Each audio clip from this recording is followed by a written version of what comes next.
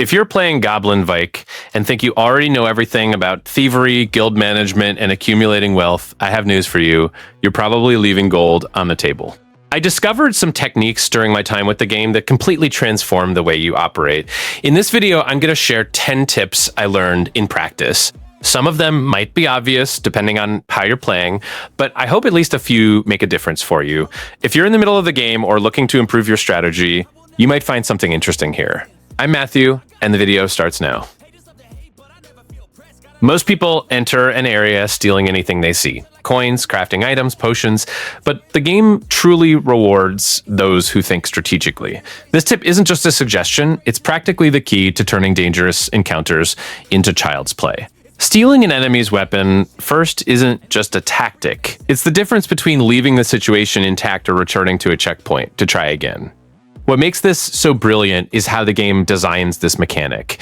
When you manage to pull a weapon from an enemy's pack without being detected, there's genuine satisfaction. It's the kind of gameplay that makes you feel smart and creative. The enemies in Goblin Vyke come equipped to be threatening, but disarm them? They practically give up. This changes the entire risk versus reward dynamic. You no longer need to avoid confrontations completely or rely on elaborate traps and distractions. A single weapon removed from the equation transforms a potential death situation into just wait and see. But here's the best part. When an enemy discovers you during the theft, the game doesn't punish you brutally. Damage drops to just 1 point, meaning even in a worst-case scenario, you still come out with control. This elegant design recognizes that stealth is always a calculated risk and allows you to recover even if something goes wrong. It's the type of mechanic that invites experimentation instead of punishing you for trying something audacious. In practice, this means your infiltration strategy in Goblin Vyke should always start with a simple question. Who has a weapon? Identify the armed enemies, execute your thefts with precision, and suddenly that room that seemed impossible becomes completely manageable. It's a tip that separates players who just complete the game from those who master it, and honestly, once you internalize this approach, it's hard to play any other way. Dungeons aren't just environments, they are your allies. When you realize you won't win in direct combat, because honestly, you're a goblin thief, not a warrior, you start looking at the environment differently. Those pressure plates, arrow mechanisms, and deadly gears scattered throughout the dungeon, they stop being obstacles and become your best friends. This tip completely changed how I approach areas with multiple enemies, because suddenly I had a tool as powerful as any weapon. The brilliance of this strategy is that it turns the game into a positioning puzzle. You're constantly thinking, how do I make this guardian move to that side? Or can I make him step on that pressure plate? It's like orchestrating a deadly dance where you only control your opponent's steps. And unlike when you try to steal items or hide, this approach offers a permanent and visible solution. Seeing an enemy eliminated by a trap you carefully orchestrated is incredibly satisfying. What really makes this genius is the fact that traps are reusable. You don't activate a pressure plate and have it disappear afterward. No, that damn trap stays there, waiting for the next target. This means you can actually think about enemy flow. If you know guards patrol in specific directions, you can position yourself to lead them repeatedly to the same death. It's pure resource economy, especially in areas where enemies seem never-ending. The beauty of this approach is that it prizes creative gameplay and careful observation. You don't need to memorize combos or improve your fighting skills. You just need to study the dungeon, understand how its mechanisms work, and then use environmental intelligence to your advantage. In Goblin Vyke, where you are naturally weak in direct confrontation, transforming the arena into your battlefield through traps isn't just a tactic. It's the right way to play. It's when you truly feel in command of the situation, even as just a small goblin alone against the world. Many people think of stealth only as staying crouched and waiting. I did too at first, but here, sound is practically a second health bar. When you use shift to walk silently, it feels like the game finally opens up because you stop reacting to chaos and start controlling the pace of the infiltration. For me, this is the moment Goblin Vyke stops being just a thieving game and becomes a game of precision. The most interesting thing is that walking silently isn't just for avoiding detection, it's for not giving away your intent. There are many stealth games where you hide well but make too much noise, repositioning, and then everything falls apart. Here, once you understand that silent movement is the foundation of everything, every corridor feels safer, every approach feels more calculated, and even mistakes decrease. I really like this kind of mechanic because it rewards patience in a way that feels fair, not restrictive. Now, the fart dash is the part that makes this tip even better because it works as the perfect opposite of silent movement. You play calmly, measure the sound, and position yourself correctly, but the second something goes out of control, you have an escape tool that actually feels useful and not just a desperate resource. And the coolest detail is that it's not just for escaping. With the right skill, the speed transforms this impulse into a way to push enemies away. So what seemed to be just a panic button also becomes a tool for space and survival. It's exactly this contrast that I find most fun. Total discipline on one side, total explosion on the other. You enter slowly, barely breathing, and fly out when the situation gets tight. In my view, those who master this combination of silence and impulse start playing much better because they understand when to be invisible and when to be unpredictable. Goblin Vyke becomes much more enjoyable when you stop seeing the fart dash as a funny trick and start treating it as a central part of your playstyle. This mimic tip is one of those I love because it feels wrong the first time you hear it. Purposely losing 10 maximum health sounds like a terrible trade, especially in a game where any mistake can be costly. However, in practice, this feels like the strategy of a player who truly understands the system. Instead of thinking only about immediate survival, you start thinking about value, progression, and how to turn a common item into something that actually solves your run. What I like most here is the daring factor. Finding the mimic near the statues and deciding to sacrifice part of your maximum health to level up an item in your pack creates great tension because you feel like you're betting on your own plan. And honestly, I really like it when a stealth or thieving game forces you to make this kind of uncomfortable choice. It's not a free improvement, it's a decision that hurts, and that's precisely why it feels important. In my view, the best use of this tip is when you already know you need to meet more demanding NPC requests. Then the mimic stops being just a hidden curiosity on the map and becomes almost a tool for efficiency. Instead of relying on luck to find something better, you take what you already have and force that upgrade through. I find this type of resource very satisfying because it rewards those who think ahead, those who enter the level already imagining what is worth sacrificing now to gain time later. The most interesting detail is that this tip fits perfectly with Goblin Vyke's identity. You aren't playing as an invincible hero, so it makes total sense to win through trickery, risky trades, and rabbing intelligence. For me, using the mimic the right way conveys the feeling of an opportunistic, almost greedy player, but in the best possible sense. It's the kind of mechanic that separates those who just collect items from those who really understand how to bend the game in their favor. This stealth parry tip gives me the feeling of a mechanic that separates the player who only understood the basics from the one who has truly begun to master Goblin Vyke. Because it's one thing to steal at the right moment and run away, it's something completely different to transform the stealing minigame itself into an offensive tool.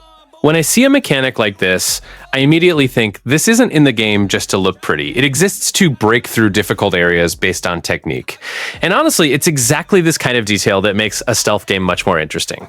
What I like most about the parry steal is that it gives a sense of incredible control. Instead of just surviving the enemy, you interrupt their rhythm and turn the situation in your favor with precision. And when this parry steal throws the enemy against the wall and leaves them stunned, the scene gets even better because it looks like that moment where everything fits perfectly. It's not brute force, it's not luck, it's pure timing, and I find that very satisfying in any stealth game. In practice, this tip seems essential precisely in the most complicated areas, those where space is tight, patrolling is annoying, and any mistake seems like the beginning of a disaster. In these parts, the stealth parry stops being just a stylish mechanic and becomes a real survival tool. Because when you manage to neutralize an enemy for a few seconds, you buy space, you buy time, and sometimes you even open the gap needed to clear the whole situation. For me, this is the type of resource that transforms a frustrating section into something that feels winnable. And perhaps the coolest thing about this tip is that it matches the game's identity perfectly. You don't win because you hit harder. You win because you play better. I love it when a game rewards this kind of coolness, this kind of timing reading, because it makes every success feel earned. So if I were playing seriously and wanted to get through the toughest areas consistently, this would be one of the first techniques I'd try to master. The stealth parry feels like an advanced mechanic that, once added to your repertoire, simply changes the level of your gameplay. The double jump and the grappling hook aren't just cool abilities. They are practically the backbone of your survival. The game's own tip guide reinforces this. These two skills are the ones you should buy first in the talent tree without hesitation.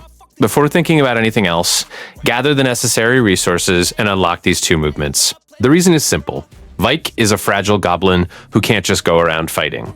Without the double jump, you're stuck at ground level, completely at the mercy of guards and dungeon traps. With it, you begin to see the map in a completely different way, accessing platforms and hidden areas that hold treasures most players won't even know exist. It's the difference between playing on the edge and playing with confidence. The grappling hook then takes this to another level. With it, you don't just access high places quickly, but you also use it as an escape tool when enemies detect you.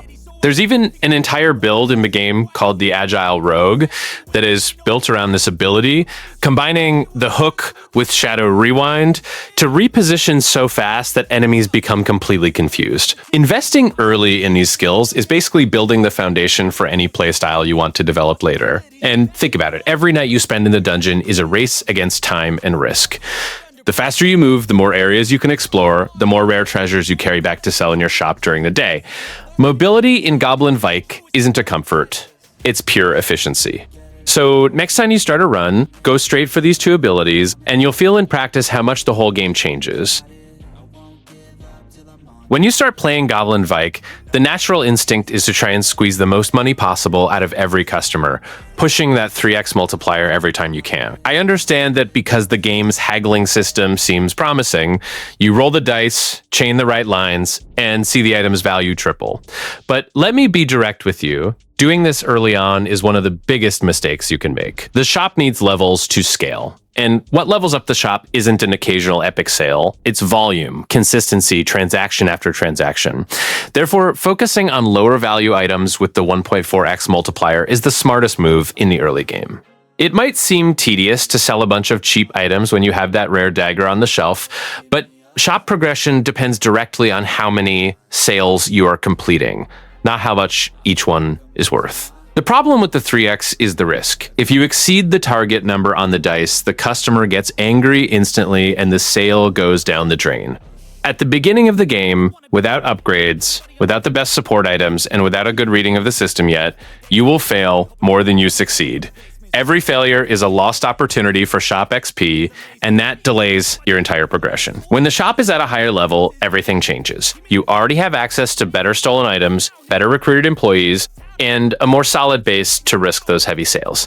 Then, the 3x is worth it. But before that, let the goblin win consistently. Smart greed beats impulsive greed every time.